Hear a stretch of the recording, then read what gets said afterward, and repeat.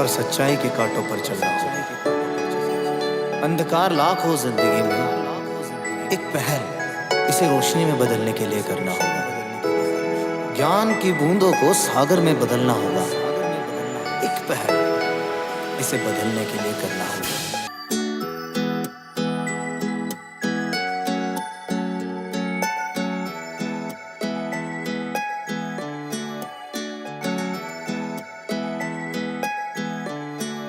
नमस्कार दोस्तों, आप सभी का स्वागत है पहल एंटरटेनमेंट में। और आज एक नई पहल के लिए हमने बुलाया है एक ऐसी शख्सियत को जो कि राजनीति से जुड़ी हुई शख्सियत है। पिछले 40 वर्षों से राजनीतिक और सामाजिक कार्यों में अपना विशेष योगदान दिया है इन्होंने। बीजेपी पार्टी से नगर सेवक मंडल अध्यक्ष घनश्याम मडवी जी, बहुत बहुत स्वागत है सर आपका हमारे प्रोग्राम में। नमस्ते।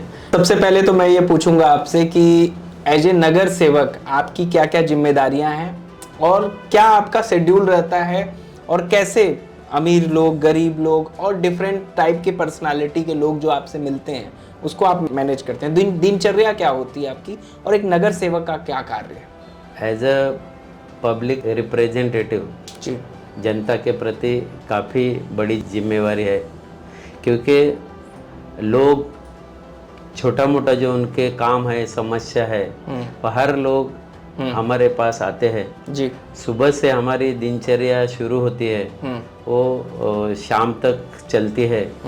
लोग अपने अपने विविध समस्या है, विविध प्रश्न है, वो लेके लोग हमारे पास आते हैं। और उनका जो भी काम है, वो कुछ भी काम रहने दो जी, वो हर काम को एक डिवोशनली हमको उस काम को देखना है और रिजल्ट ओरिएंटेड वो काम करना है। वो कोई भी उनका समस्या हो, वो कोई भी हालत में जो थका भागा हारा हुआ इंसान अपने पास आता है तो उसको तसल्ली देना, उसका हौसला बढ़ाना और जितना ज़्यादा से ज़्यादा मेहनत करके उनका काम करने का हम लोग प्रयास करते हैं। और जो हमारी लॉयल्टी रहती है उस काम के प्रति, तो अल्टीमेटली उसमें सक्सेस तो आ ही जाता है। अच्छा सर, तो मैं आपसे ये पूछना चाहूँगा सर कि अभी हाल में ही चुनाव हुआ और जो रिजल्ट बीजेपी या उनके साथी गठबंधन ने हासिल किया, उसने पूरे भारत के राजनीतिक पंडितों को सकते में डाल दिया। तो ये जीत की पहले बहुत बहुत बधाई आपको। और क्या कहना चाहेंगे इस समीकरण के बारे में, इस विक्ट्री के बारे में और जनता के प्यार के बारे में? जरूर, महाराष्ट्र विधानसभा ने जो मैंडेट दिया जी, वो काफ़ी बड़े पैमाने पे महाराष्ट्र विधानसभा में जनता ने मैंडेट दिया है।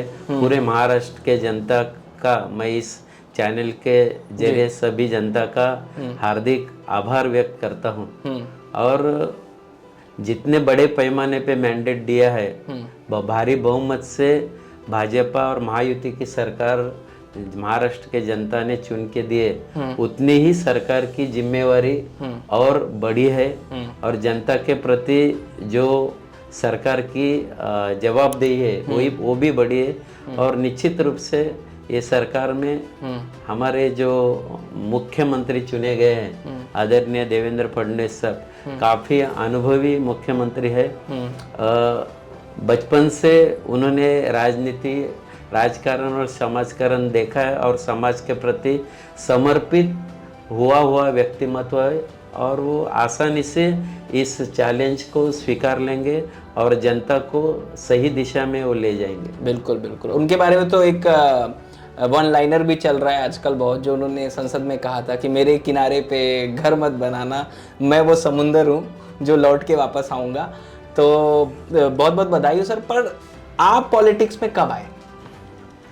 मैं विद्यार्थी दशा से ही पॉलिटिक्स में आया। जैसे स्कूल कॉलेज में पढ़ता था तो पारिवारिक कोई बैकग्राउंड नहीं था, मगर जैसे कोई अन्याय के प्रति आवाज उठाना वो एक इमोशन था, चिढ़ था अपने इसमें। तो वो अन्याय के विरोध में आवाज उठाना, तो वहाँ से लीडरशिप क्वालिटी डेवलप हुई। आहिस्ता आहिस्ता वो सोशल के तरफ बढ़ती गई और सोशल में से पॉलिटिक्स में आ गई।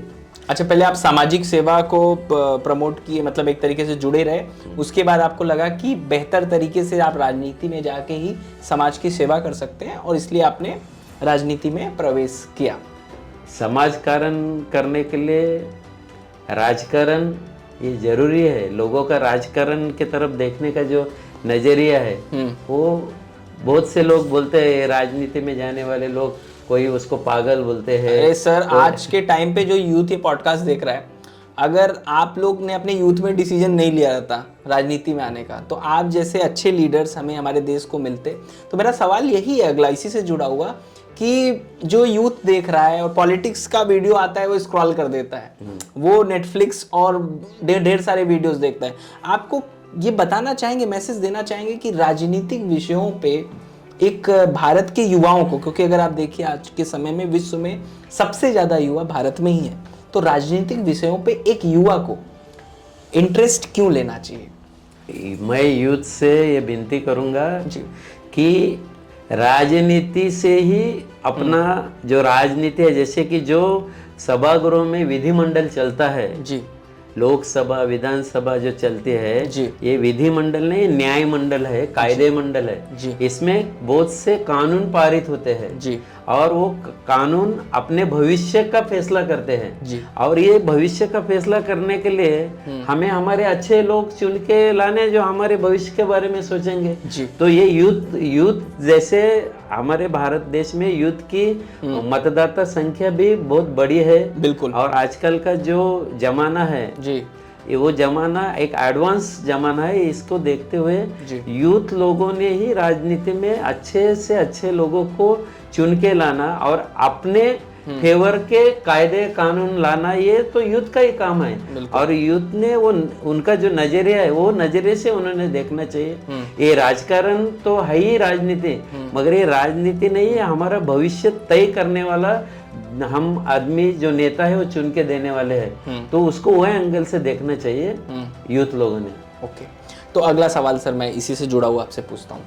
एक यूथ है, मान लीजिए एक मैरिड पर्सन है जो इस हमारे पॉडकास्ट को देख रहा है, वो चाहता है पॉलिटिक्स में आए, समाज को जैसे आपने बदलना चाहता है, पर वो देखता है कि उसकी जो दैनिक जिम्मेदारियां हैं, जो फैमिली का एक्सपेंसेस है, वो अगर वो पॉलिटिक्स में आता है तो कहीं ना कहीं आप इस बात से एग्री करेंगे कि जो उसके खर्चे हैं वो चलने मुश्किल हो जाएंगे। तो वो कहता है कि यार मैं अपना काम धंधा करूं, जय श्री राम या जो भी व्हाटएवर रैली चल रही है वैसी बातें करूं। तो वो जो माइंडसेट है उसके लिए क्या कहेंगे आप? उसके लिए मैं यही कहूँगा कि आपको अगर आगे बढ़ना है जी, तो आपका जो दहलीज है उसको पार करो, कंपाउंड के बाहर आओ, समाज में आओ। आप समाज में आएंगे तो आपको पता चलेगा कि सही क्या है और गलत क्या है। जी। आप जब सामने आएंगे, लोगों में जाएंगे, लोगों की समस्या सुनोगे, तो आपको पता चलेगा कि सत्य क्या है। जी। और जब सत्य आपको पता चलेगा तब जाके आपका इंटरेस्ट वहाँ उसमें बढ़ेगा। बिल्कुल। और बढ़ने के बाद आप काम करते जाएंगे। हाँ। जैसे जैसे आप काम करते जाएंगे आपका समाज में महत्व बढ़ेगा, समाजकारण में आपका वैल्यू बढ़ेगा, राजकारण में आपका वैल्यू बढ़ेगा। और जब आपका वैल्यू बढ़ेगा, अल्टीमेटली आपको कोई भी समाज ही लिफ्ट देगा या कोई राजनेता लिफ्ट देगा, और वही लिफ्ट आपका टर्निंग पॉइंट बनेगी। और हमारे एक मराठी में एक कहावत है कि वेड लागल्याशिवाय इतिहास घडत नाही आणि वेडी माणसंच इतिहास घडवतात। जी। अपने को अगर इतिहास बनाना है तो पागल बनना पड़ेगा, और इतिहास गवाह है कि पागलों ने ही इतिहास बनाया है। राइट। तो बिल्कुल सही कहा आपने कि आपको बाहर आना पड़ेगा एक कंफर्ट जोन से। दूसरा, आपको ये जानना होगा कि समाज की सेवा आप अच्छे तरीके से तभी कर सकते हैं जब आप पॉलिटिकली आएँ। अदरवाइज आप समाज को सिर्फ कर्ज कर सकते हैं लोगों को। अगर आपको बदलाव चाहिए तो आपको आना पड़ेगा। और अगर अच्छे लोग, सर एक चीज़, अगर अच्छे लोग नहीं आएंगे पॉलिटिक्स में तो जैसे आज ए पॉलिटिशियन आप 40 साल से लगातार आगे बढ़ रहे हो, आपको लगता है यूथ के पॉलिटिक्स में आने से जो अभी पॉलिटिक्स में सूखा और अच्छे लोगों को आना चाहिए, इस पे क्या कहेंगे आप? जरूर आना चाहिए। जिनमें कैपेबिलिटी है वो यूथ ने जरूर इसमें आना चाहिए, क्योंकि जितने यूथ आएंगे उतना स्पीड बढ़ेगा। जी। क्योंकि जैसे मैं आज 55 साल का उम्र का हूँ, मैं जितना दौड़ सकता हूँ उससे कई ज्यादा एक यूथ दौड़ सकता है। बिल्कुल बिल्कुल। और उसकी जो सोच है हाँ। वो सीखने की सोच है और कुछ तो पाने की सोच है, और वो जो पाएगा तो ही देगा। जो कुछ नॉलेज पाएगा तो ही वो समाज को देगा, मगर कब पाएगा? जब वो समाज के प्रति समर्पित होगा। एक समर्पण की भावना जब यूथ में आएगी तो अल्टीमेटली वो समाज की सेवा, राज्य की सेवा, देश की सेवा उसके हाथ से जरूर होगी। ओके, तो अगला सवाल सर, आपने बताया आप मंडल अध्यक्ष हो, तो मंडल अध्यक्ष में कितने नगर सेवक आपसे एसोसिएटेड या एक तरीके से आपको रिपोर्ट करते हैं, कह सकते हैं? हर एक विधानसभा क्षेत्र के जी जिलाध्यक्ष होता है और जिलाध्यक्ष के नीचे मंडल अध्यक्ष बनते हैं। जी। और मंडल अध्यक्ष के नीचे एक एरिया रहता है, जैसे एक विधानसभा का 1/4 एरिया एक मंडल अध्यक्ष के अंडर आ जाता है। तो 12 नगर सेवक, 14 नगर सेवक ऐसे उसके अंडर आ जाते हैं। तो एक सिस्टम होता है, वो मंडल अध्यक्ष को जिला अध्यक्ष मंडल अध्यक्ष को रिपोर्ट करता है।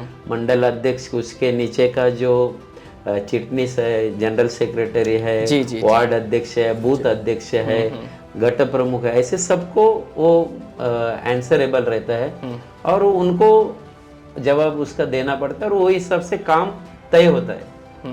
अच्छा सर, एक बात बताइए, आप करें 12 मंडल अध्यक्ष नगर सेवक हैं आपके साथ का, तो ऐसा भी होता होगा, मान लीजिए आप तो बीजेपी के हैं और दूसरा जो नगर सेवक है वो कांग्रेस का है, तो फिर आप तो अगर मतलब एज ए मतलब हम लोग जो देखते हैं, ऑडियंस देखती है कि यार वो तो फिर दूसरा नगर सेवक है, ये मंडल अध्यक्ष, तो आप बजट क्यों उसको आवंटित करोगे? मतलब ये इस पे बताइए। नहीं, ये कैसा रहता है, जब चुनाव खत्म हो जाते हैं जी, तो जिस दिन चुनाव खत्म उस दिन राजनीति खत्म। अच्छा, अगर जो भी बंदे का काम है उसका पक्ष, पार्टी, जात, वंश, भेद ये हम कुछ नहीं पूछते, उसका काम पूछते हैं जी। और जो वहाँ का हमारा कार्यकर्ता है जी, उस कार्यकर्ता की ताकत बढ़ाने के लिए उसने जो कार्यकर्ता ने हमारे पास काम लाया है ओके, वो काम करके देना और हमारे कार्यकर्ता की ताकत बढ़ाना, पार्टी की ताकत बढ़ाना, ये हम काम करते रहते हैं और उसका ही रिजल्ट लोग देते रहते हैं। बिल्कुल बिल्कुल। तो मेरा सवाल है, जिस क्षेत्र में मान लीजिए दूसरा नगर सेवक है, आप नगर सेवक नहीं है, मतलब आपकी पार्टी का नगर सेवक नहीं है, आपके थ्रू कार्य वहाँ पे हुआ, तो ये संभावना रहती है कि क्रेडिट वो नगर सेवक ले लेता है? ऐसा होता है कई बार? ये बात क्रेडिट का नहीं रहता है जी। सामने वाले का जो काम है वो काम होना। जैसे कि किसी ने हमारे सामने एक लाइन खींची है, ना कि हमको लाइन को मिटाना है, हमको वो लाइन के बाजू में हमारी बड़ी लाइन खींचना है। उसका लाइन मिटा के हम बड़े नहीं होंगे जी। हमको हमारी बड़ी लाइन उसके साथ खींचेंगे तो हम अपने आप बड़े होंगे, ना कि उसको किसी को भी छोटा दिखा के सोशल वर्क नहीं हो सकता है। समझ गया मैं। अच्छा सर, एक सवाल है, इंटरेस्टिंग क्वेश्चन है कि आज के समय में अगर आप न्यूज़ चैनल खोलो, हर दूसरे दिन कोई ना कोई राजनेता पार्टी बदल रहा है, दल बदल रहा है, तो आइडियोलॉजी बेस्ड पॉलिटिक्स आप बिलीव रखते हैं या ये जो मौका देख के चौका वाली पॉलिटिक्स है उसके बाद? एक अपनी, अगर हमको समाज में रहना है, अच्छे से जीना है जी, तो अपना जो आइडियोलॉजी है, आइडियोलॉजी जो पार्टी की आइडियोलॉजी है, पार्टी की विचारधारा है, उसके साथ ही हमें चलना है, ना कि मौके पे चौका मारना। ये सब चीज वो सुख है, वो कुछ क्षण के लिए सुख रहता है जी जी जी। मगर आपको अगर लॉन्ग टर्म खुश रहना है तो आप आइडियोलॉजी के साथ जुड़े रहो, आज न कल आपको उसका फल जरूर मिलेगा। अच्छा सर, इसी से एक सवाल है, आप तो 40 साल से पॉलिटिक्स में, मेरे को एक बात बताइए, कभी ऐसा हुआ कि आपके, क्योंकि क्या होता है जो दलबदलू नेता आते हैं ना, तो आते ही उनको इसी प्रलोभन में लाया जाता है कि आपको मैं टिकट दे दूंगा, तो आपके कार्यकाल में कभी ऐसा हुआ कि किसी पार्टी के नेता आ गए दूसरी पार्टी से, तो कोई इंसिडेंट शेयर करिए। तो ऐसा हमारे बारे में भी, मेरे साथ भी ऐसा ही हुआ जी। जब कब सर? हिंदुत्व में शिवसेना से मैं जुड़ा हुआ था, शिवसेना का काम कर रहा था जी जी। तो सब पूरा एरिया मैंने जो घनसोली मंडल है, इसको घनसोली मंडल को जी। काफी अच्छी तरह काम किया था, काफी अच्छा काम शिवसेना का हो रहा था। बिल्कुल। अचानक राष्ट्रवादी के लोगों ने शिवसेना में एंट्री मारी, अच्छा, और जो हमें अलॉटेड जो टिकट थे, आपके कार्यकर्ता के थ्रू जो हाँ, allotted जो थे। टिकट हमें अलॉटेड थे शिवसेना से, जी। वो इमीडिएट उन्होंने सामने वाले पार्टी को दे दिए। जी। तो एक अन्याय के तरफ आवाज उठाना या बंड करना, इसको कोई गद्दारी या गलत काम नहीं बोलते। जी। तो हम लोगों ने, मैंने खास करके बंड किया, उसके खिलाफ आवाज उठाई और अपक्ष में खड़ा हुआ, चुन के आए और आज आपके सामने बैठे हैं। बिल्कुल, बहुत बढ़िया। तो सर, जैसा कि आपने कहा, आप 40 वर्ष पॉलिटिक्स में रहे और एक ही आइडियोलॉजी से आप जुड़े रहे। अभी महाराष्ट्र की बात की जाए, उद्धव ठाकरे जी मुख्यमंत्री बनने के लिए उन्होंने एनसीपी और कांग्रेस से नाता जोड़ा और बीजेपी को छोड़ के चले गए। उसके बाद जो यूनियन बना, जिसको हम सभी जानते हैं महाअगाड़ी, तो वो कहीं ना कहीं उद्धव ठाकरे जी अपनी आइडियोलॉजी, जो हिंदुत्व की आइडियोलॉजी थी, उसको छोड़ करके गए। तो आप क्या देखते हैं, इन लॉन्ग रन वो वापस आने वाले हैं, आपकी पार्टी बीजेपी से एसोसिएट होने वाले हैं? क्योंकि कहीं ना कहीं उनके वोटर्स उनको वोट नहीं दिए, क्योंकि आइडियोलॉजी से स्टिक नहीं हो पाए। तो क्या है, जो महाविकास आघाड़ी स्थापन हुई जी, और लोगों में काफी बड़े पैमाने पे फेक नैरेटिव फैलाया गया। जी जी। हालांकि जब 2019 में जो सरकार चुन के आई, वो सरकार महाराष्ट्र के जनता का मैंडेट महायुति को था। शिवसेना, उद्धव ठाकरे की शिवसेना और भाजपा एक साथ चुन के काफी बड़ी पैमाने पे महाराष्ट्र की जनता ने मैंडेट दिया था।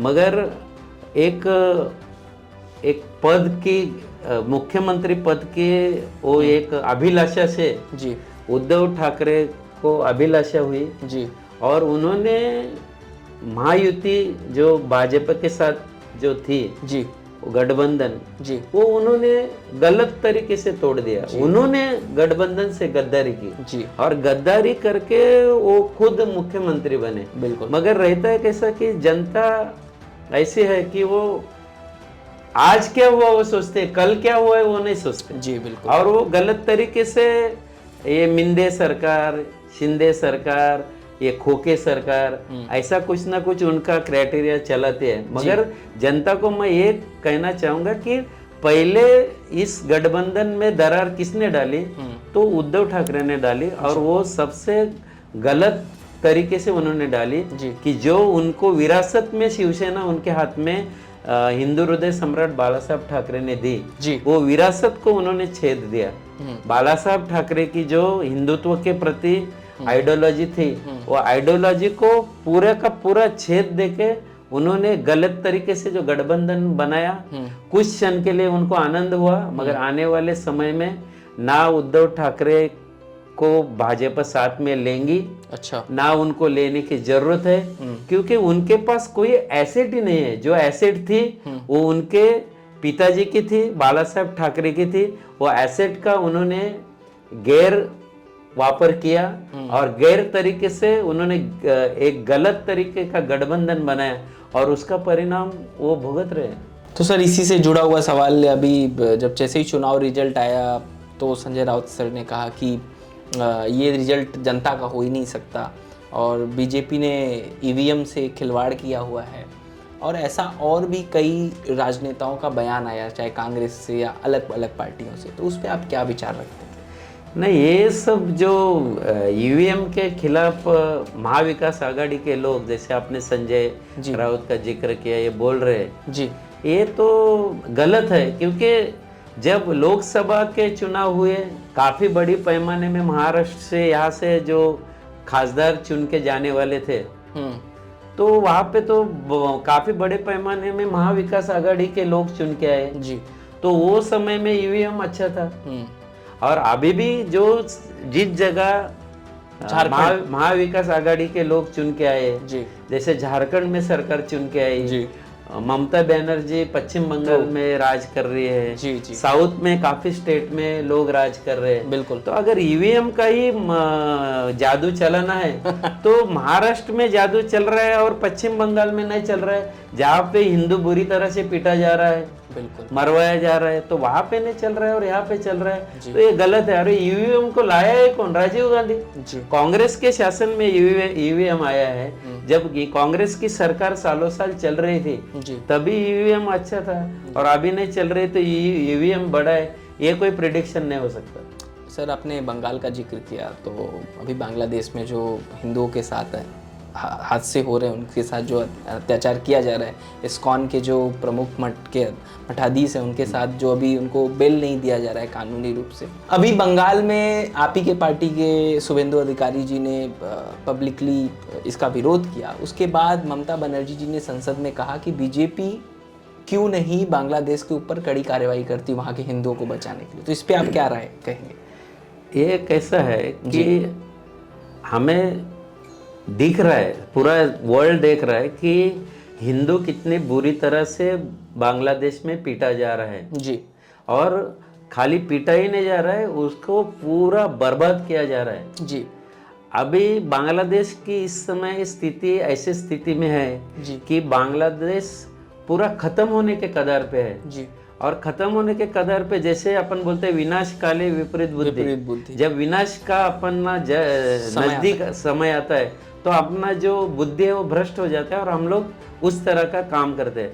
मगर निश्चित रूप से भारत सरकार और मोदी जी की काफ़ी बड़ी ताकत जी जो ये सब देख रही है, एक सीमा है, वो सीमा तक सहन करेंगे और उसके बाद जो लाइन ऑफ एक्शन है जी वो जरूर भारत सरकार लेगी जी और वहाँ के जो हिंदू है वो हिंदू को भी न्याय देंगी।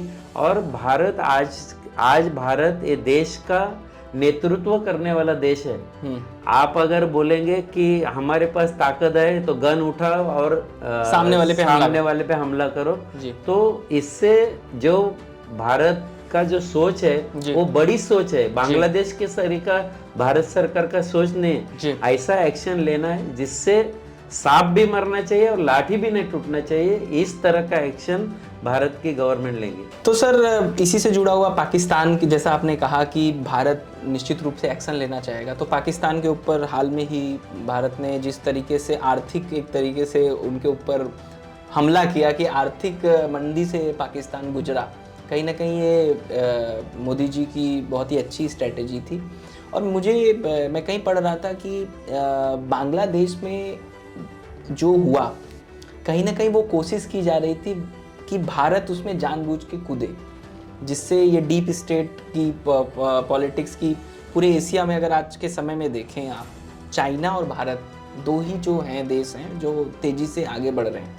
और भारत जिस तरह से तेज़ी से आगे बढ़ रहा है तो नज़र तो सबकी है, कई लोगों के प्रयास भी था विश्व लेवल पे कि मोदी जी तीसरी बार ना आए। तो मेरा सवाल है कि आपको क्या लगता है एज ए बीजेपी पार्टी कार्यकर्ता कि ये जो बांग्लादेश में सिचुएशन क्रिएट की गई, ये जानबूझ के भारत को उकसाने की कोशिश है कि वो जल्दी में कोई एक्शन ले ले और युद्ध में चला जाए?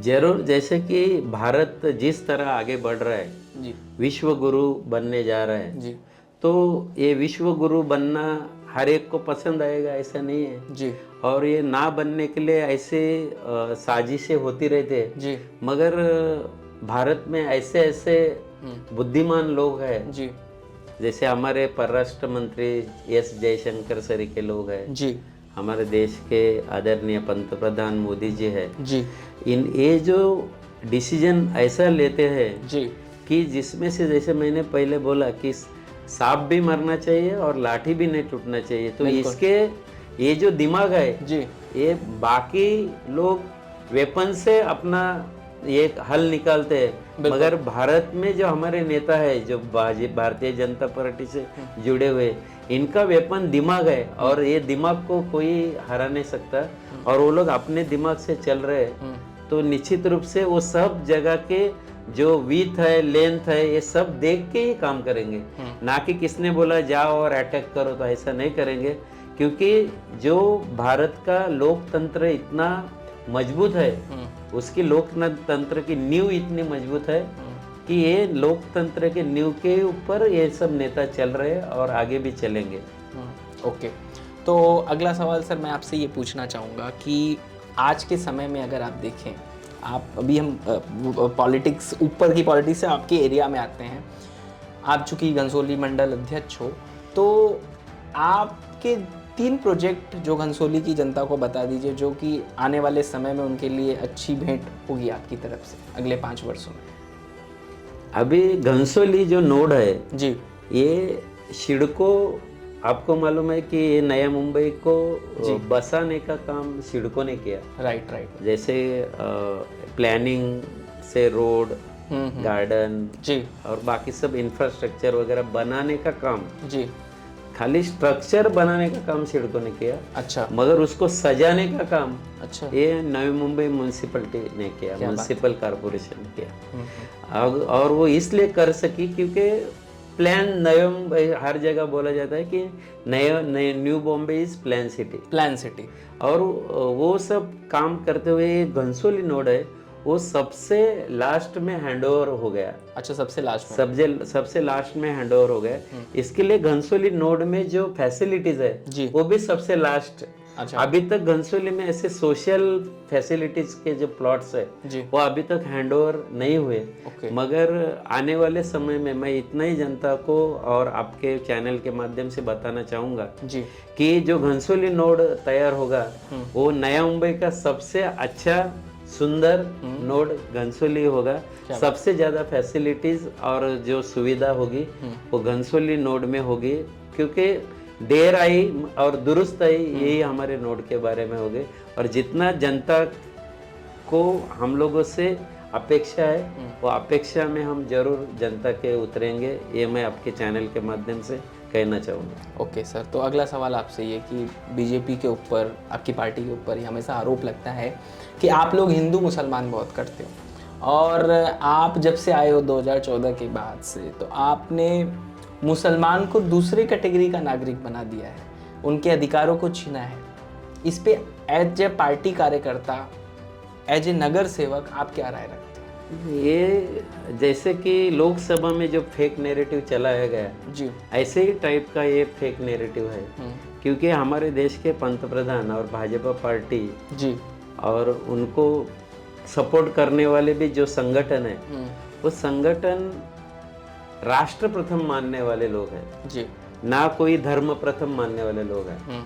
राष्ट्र प्रथम, बाकी सब बाद में, और सर्वधर्म समभाव से चलने वाली ये भाजपा पार्टी है। अगर ये ऐसी नहीं चलती तो ये ट्रिपल तलाक सरीका जो कानून है जी, वो हमारे मुसलमान बहनों के लिए लाया गया, बिल्कुल, क्योंकि उन्होंने देखा मुसलमान बहनों के ऊपर कितना अन्याय अत्याचार हो रहा है। खाली 3 तलाक तलाक तलाक बोलेगा तो वो जो हमारी बहन है वो तुरंत रास्ते पे आ जाती थी। बिल्कुल, आपने शाहबानो का सुना शाहबानो होगा, का केस 19 जो 75 साल के आगे की महिला, उसका पति 3 बार तलाक तलाक बोलते हैं और वो रास्ते पे आते हैं और वो सुप्रीम कोर्ट में जाते हैं। सुप्रीम कोर्ट उसको जजमेंट देता है कि ये 75 साल की महिला है, ये इसको आप अगर फैमिली से अलग करोगे तो ये जाएगी कहाँ? बिल्कुल, तो इसको आप जस्टिस दो, वो सही है और आप गलत है, ऐसा जजमेंट दिया गया शाहबानो के फेवर में। पूरा मुसलमान समाज रास्ते पे आया, बोला ये हमारे शरिया के खिलाफ है, शरिया लॉ के खिलाफ है, और वो जजमेंट चेंज करना पड़ा। तो ऐसे सब जजमेंट को अच्छे जजमेंट लाने का काम ये बीजेपी सरकार ने किया है। और बीजेपी सरकार में जितने मुस्लिम सुरक्षित है वो कांग्रेस के सरकार में नहीं है, और इतना काम बीजेपी में किया है। वो कोई आज भी जो लोग इतने भारी पैमाने पे महाराष्ट्र में भी वोटिंग हुई है, देश में भी वोटिंग, मुसलमान भाइयों ने भी वोट किया है ये पार्टी के अच्छे प्रिंसिपल के वजह से। अच्छा सर, आपके 2 राजनेता हैं, एक आदरणीय मोदी जी, वो कहते हैं कि एक रहेंगे तो सेफ रहेंगे, और एक योगी जी हैं, बटेंगे तो कटेंगे। आप इन दोनों में से किसका फेवर लेना चाहोगे, या दोनों बात आपको एक जैसी लगती है? नहीं, कैसा है अपना, अभी देखिए जी, हिंदू धर्म में हमने देखा है जी कि हम 33 कोटि देव को मानने वाले लोग हैं। जी। हमारे भगवान कितने हैं? 33 कोटि। 33 करोड़। उनका एक अल्लाह, क्रिश्चियन लोग का गॉड। जी तो ये 33 कोटि लोग 33 कोटि इसमें बटे हुए हैं। जी उनका कहने का क्या है, एज ए हिंदू करके आप सिख भी हिंदू है, जी बौद्ध भी हिंदू है, जी जैन भी हिंदू है, जी। सब। मगर जब तो आपने मुसलमान को तो अलग कर दिया ना, जब आप कहते हैं कि बटेंगे तो कटेंगे। है ना, मैं वही रहेंगे तो बोलता क्या? हूँ कि जी हिंदुओं के ऊपर जो अत्याचार या आने वाले समय में अन्याय होएगा, जी। तो हम हिंदू क्या करते हैं, सिख के ऊपर अन्याय हो जाएगा तो सिख एक हो जाते हैं, हाँ हाँ हाँ। जैन के ऊपर अन्याय हो जाएगा तो जैन एक हो जाते हैं, बौद्ध के ऊपर अन्याय हो जाएगा बौद्ध एक हो जाए। एज ए हिंदू करके वो सब लोगों ने एक होना चाहिए ना। जी जी जी। अगर कोई एक लाठी को कोई भी तोड़ सकता है, मगर जब 4 लाठियां एक साथ जुड़ती हैं तो उसको कोई तोड़ नहीं सकता है। तो ये जोड़ने का काम करते हैं, धर्म को जोड़ने का काम करते हैं, उसमें अपना धर्म को बढ़ाना हमारा काम है ना। बिल्कुल और हिंदुत्व यही राष्ट्रीयत्व है। बिल्कुल, क्योंकि एक आइडियोलॉजी, एक संस्कृति को लेके चलता है। अगला सवाल, ये राहुल गांधी जी आजकल जाति की बातें ज़्यादा करते हैं, किसी मीडिया सम्मेलन में जाते हैं तो वहाँ भी पत्रकारों से पूछते हैं कि आप किस जाति के हो। तो ये जातिगत जनगणना या जाति को लेके इतना ज़्यादा सेंटर होना देश के हित के लिए कितना अच्छा है या खराब है? आपकी क्या राय है? राहुल गांधी की जो आइडियोलॉजी है जी, वो बचपन से उनके जो परिवारवाद उनका चलता है, पंडित नेहरू, मोतीलाल नेहरू से, ये सब अंग्रेजों की आइडियोलॉजी लेकर ये लोग चलते हैं, डिवाइन एंड रूल। जी जी।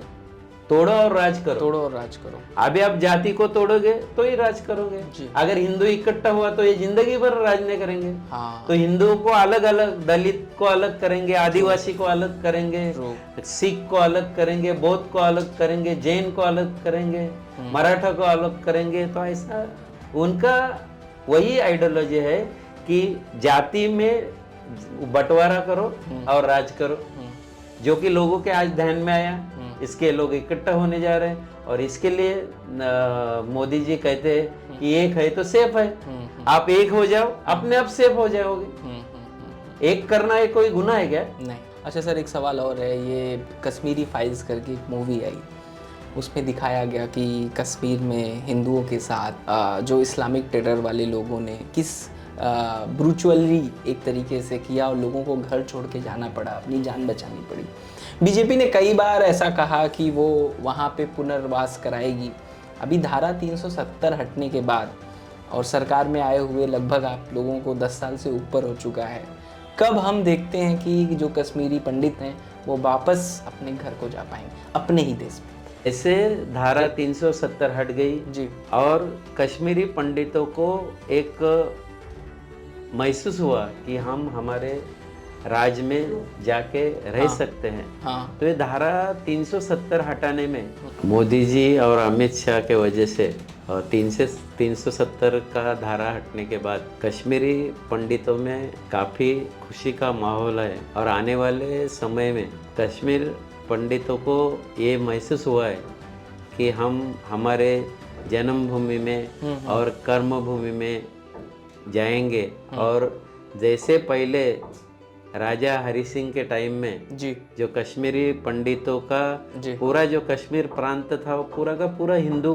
प्रांत था, जी, वो पंडितों का प्रांत था। वो पंडितों को जरूर वहाँ पे न्याय मिलेगा। मगर कैसा रहता कि इतने सालों का अन्याय अत्याचार एक कुछ सेकंड में दूर करना ये भी मुश्किल है। बिल्कुल। तो उसका जो प्रोसेस है वो प्रोसेस चालू है और ये पार्ट ऑफ प्रोसेस है। जरूर जो भारतीय जनता ने मोदी जी को जो अभी 5 साल दिए हैं, ये 5 साल के अंदर ही ये सब पंडितों को न्याय मिलेगा। अच्छा अच्छा। तो अगला सवाल मैं आपसे पूछना चाहूँगा कि ऐसा बीजेपी के ऊपर आरोप लग रहा है अभी के समय में कि जितने मस्जिद हैं सब पे आप लोग चाह रहे हैं कि मंदिर बने। अभी संभल में जो घटना हुई और उस पे योगी जी का बयान भी आया कि संभल और बांग्लादेश का डीएनए एक है। तो ये 2 विषयों पे आप बात बताइए। एक पहला कि कि ये आपकी पार्टी के आने के बाद हर मस्जिद को रिक्लेम किया जा रहा है कि यहाँ पे मंदिर है, और इससे क्या मैसेज जा रहा है सोसाइटी में? दूसरा, आप इसको कैसे देखते हैं? और साथ ही साथ योगी जी के इस बयान पे आप क्या टिप्पणी देना चाहेंगे? संभल और बांग्लादेश डीएनए एक है।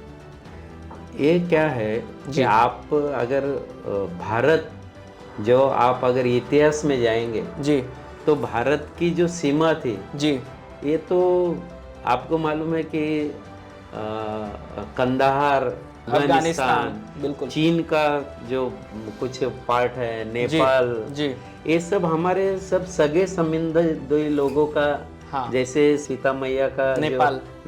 जैसा नेपाल प्रांत, जी ऐसा हर जगह से हमारे सब संबंधी लोग थे। बिल्कुल। ये पूरा भारत का हिस्सा प्रांत था। और ये 5000 साल में भारत के ऊपर जो अतिक्रमण हुए, जी। आक्रमण हुए, जी। ये आक्रमण से हमारे मंदिर उद्ध्वस्त करके वहां पे अगर किसी ने मस्जिदें बनाई होगी या और कोई चर्च बनाए होंगे या किसी ने दरगाह बनाए होंगे, जी तो ये अपना हिंदू सहिष्णु है। जी हिंदू सब चीज सहन करता है, जी मगर ये जो उसका पोस्टमार्टम करने के बाद ही उसके ऊपर क्लेम करता है बिल्कुल। कि ये प्रॉपर्टी हमारी है। बिल्कुल। अभी आपने देखा होगा जैसे राम मंदिर बना, जी तो उसका सब पोस्टमार्टम होने के बाद ही हमने हमारे राम मंदिर के ऊपर हक जताया। बिल्कुल। ऐसा जैसे अभी काशी में चल रहा है जी जी ज्ञानवापी का, ज्ञानवापी मस्जिद का, जी तो हम लोग कोई हिंदू ऐसा डायरेक्ट जाके मोदी जी का, योगी जी का शासन है, तो योगी जी अगर चाहे तो कल का कल वहां से शिव का महिमा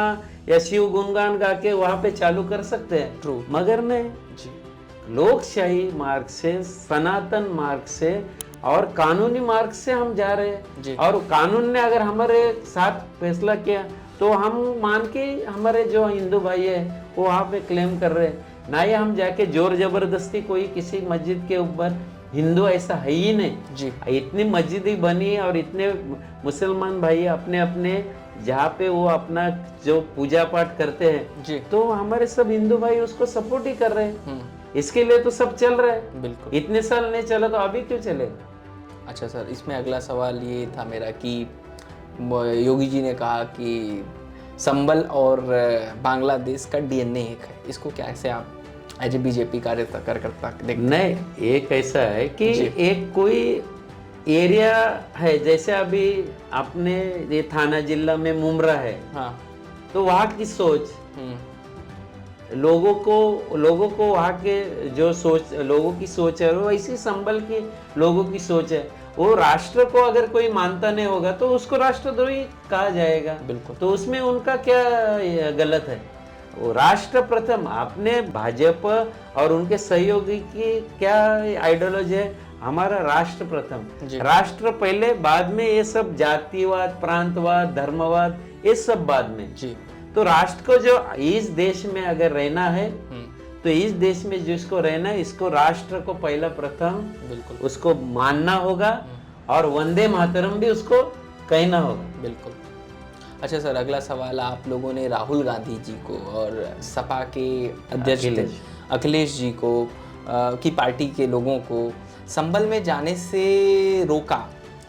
उत्तर प्रदेश की बात की जाए और वहाँ पे 5 जो मुस्लिम लोग मरे हैं, तो इसमें राहुल गांधी जी जो वहाँ पे पहुँचे, आपकी पार्टी की तरफ से बयान आया कि बंगाल में नहीं गए ये और भी जगहों पे नहीं गए, तो इस तरह की पॉलिटिक्स को आप कैसे देखते हैं? नहीं, कैसे है जी। अगर मैं कोई सरकार चला रहा हूँ, एज ए योगी सरकार चला रहे जी तो उनका सब चीजों के ऊपर ध्यान देना जरूरी है जी कि वहाँ पे कौन जाएगा और किसी के जाने से माहौल अगर खराब हो रहा है, जी कायदा और सुव्यवस्था का वहाँ पे सवाल खड़ा हो रहा है, जी तो वो कोई भी रहने दो बंदा, उसको जाने नहीं देंगे। जी क्योंकि उनको जो इंटेलिजेंस ब्यूरो से रिपोर्ट्स आते हैं बिल्कुल कि ये बंदा जाने से वहाँ के कायदा सुव्यवस्था में और लोगों में जातीय तनाव बढ़ेंगे, बिल्कुल, तो उनको अलाउ नहीं करेंगे जी। और वो क्यों नहीं बोलेंगे बांग्लादेश जाओ? आप क्यों नहीं जाते बांग्लादेश जी?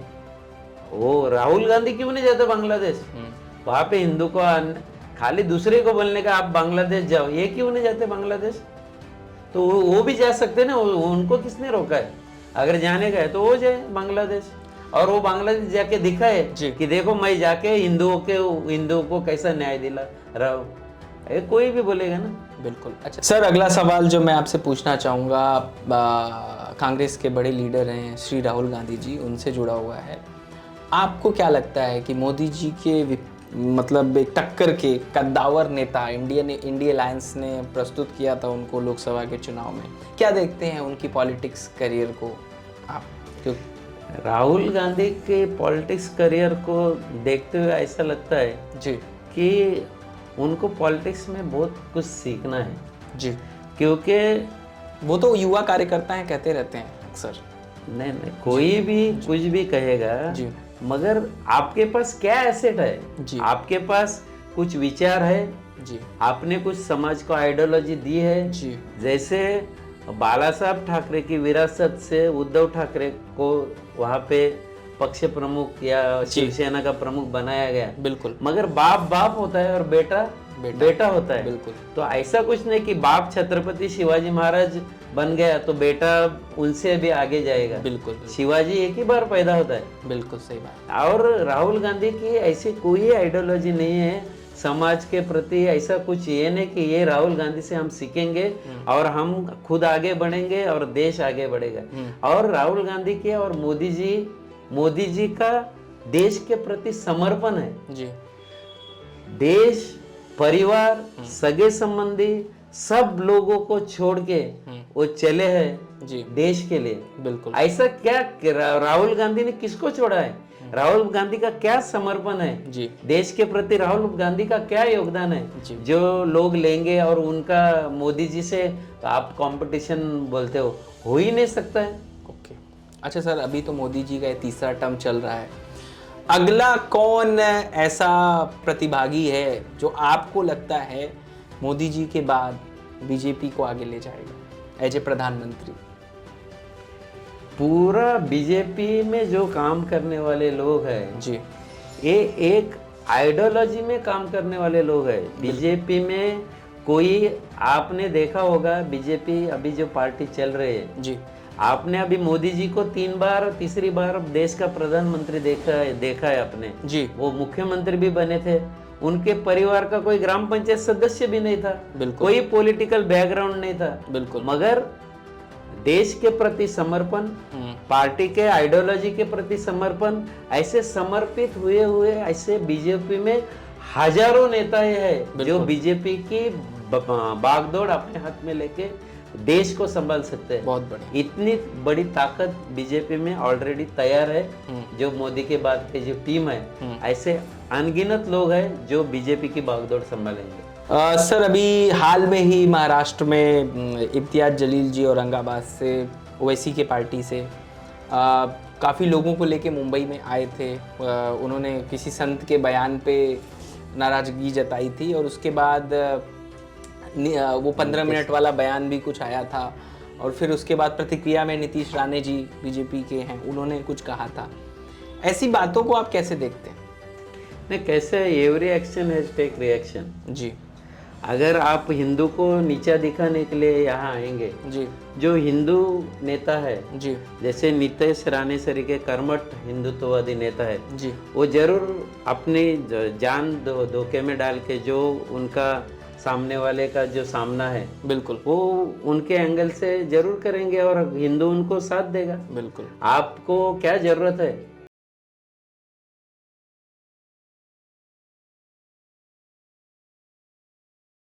हिंदू को उकसाने का काम करते हैं, तो हिंदू थोड़ी सोया है, तो अभी हिंदू जागा है। जी जी। अच्छा सर, अब थोड़ा आप 40 साल से हैं पॉलिटिक्स में और घनसोली में काफ़ी अच्छे कार्य किए हैं आपने, तो मेरा सवाल ये है कि भाई हर किसी को कोई ना कोई इंस्पायर करता है, तो आपको सेंटर का कौन एक लीडर है जो इंस्पायर करता है, राज्य का एक लीडर जो इंस्पायर करता है, और आपका नवी मुंबई में कोई एक पर्सनालिटी लीडर जिसकी वजह से आपको एक एनर्जी मिलती है कि यार और काम करना है समाज के लिए? जरूर। अभी जो जिनको विश्व गुरु के मान्यता मिली है, जी, विश्व के सबसे चाहते नेता जी ऐसे हमारे देश के पंतप्रधान नरेंद्र भाई मोदी, जी इनसे मैं काफ़ी प्रभावित हूँ। बिल्कुल। साथ ही अपने राज का बोला तो जिन्होंने अपना समर्पण जी और त्याग करके इस महाराष्ट्र के जनता की बिल्कुल। सेवा करने जा रहे ऐसे सभी यूथ आइडियोलॉजी जो हमारे नेता है वो देवेंद्र जी फडणवीस साहब है, जो हाल ही में हमारे महाराष्ट्र के मुख्यमंत्री बने। जी साथ में ही जिस क्षेत्र में मैं नई मुंबई में काम कर रहा हूँ, तो मुझे अभिमान है कि हम ये नई मुंबई के लोक नेता, नई मुंबई के भाग्य विधाता, जी जिनको नई मुंबई के शिल्पकार भी बोला जाता है, जी ऐसे गणेश जी नाइक साहब के नेतृत्व में हम यहाँ पे मैं काम कर रहा हूँ। जी और मुझे अभिमान है जी कि ऐसे नेता के साथ काम कर रहा हूँ जी कि जिनको इस नया मुंबई का भाग्य विधाता कहा जाता है। जी ना कि पूरे महाराष्ट्र में, भारत देश में जिनका नाम काफ़ी आदर से और सम्मान पूर्वक लिया जाता है, ऐसे हमारे गणेश जी नाइक साहब है।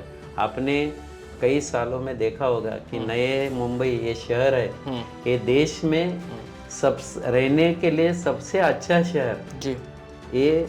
और नया मुंबई ये स्वच्छता में, हर चीज़ में पूरे देश में आगे है। महाराष्ट्र में काफ़ी महानगर पालिका है, मुंबई है, ठाणा है, कल्याण डोंबिवली है, उल्लासनगर है, संभाजी नगर है, जो जो महापालिका बड़े बड़े है महापालिका है, उनमें से सब में नए मुंबई ही आगे है। तो ये नए मुंबई का जिनके पास विजन है, ऐसे विजन वाले नेता जो हमारे आदर्श, जिनको हम हमारे यहाँ के भाग्य विधाता कहते हैं, यहाँ के शिल्पकार कहते हैं, ऐसे गणेश जी नाइक साहब, इनके नेतृत्व में हम काम करते हैं।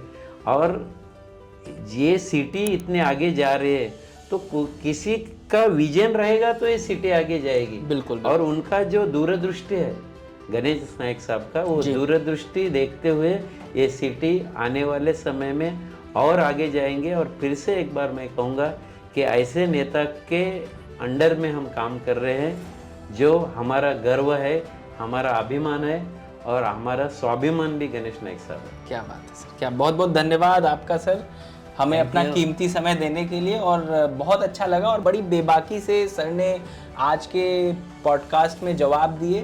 और मैं उम्मीद करता हूं कि घनसोली की जनता और जो भी लोग इस पॉडकास्ट को देखेंगे, कुछ न कुछ अपने लाइफ में सीखने वाले हैं। आप पॉलिटिक्स से किसी भी तरीके से जुड़े हों, आप कुछ न कुछ इस पॉडकास्ट से लेके जाने वाले हैं। तो बहुत बहुत धन्यवाद सर, थैंक यू सर। जरूर, आपका भी धन्यवाद। और ये पहल इंटरटेन ने हमारा जो ये मुलाकात लिया, जी ये इंटरव्यू लिया, वो इसके लिए पहल इंटरटेन, डिजिटल मीडिया और उनके सब टीम का भी मैं शुक्रिया अदा करना चाहूँगा। और इस आपके चैनल के माध्यम से लोगों को भी आने वाले साल की मैं शुभकामना देता हूँ। धन्यवाद। धन्यवाद sir, thank you so much. उम्मीद करता हूँ दोस्तों कि आपको ये पॉडकास्ट बहुत ही यूजफुल लगी होगी। आप अगला किस विषय पे पॉडकास्ट चाहते हैं, आप नीचे कमेंट बॉक्स में हमें बताएं। और मैं उम्मीद करूंगा कि आगे आने वाली पॉडकास्ट में आपका मेंशन किया हुआ टॉपिक जरूर हो।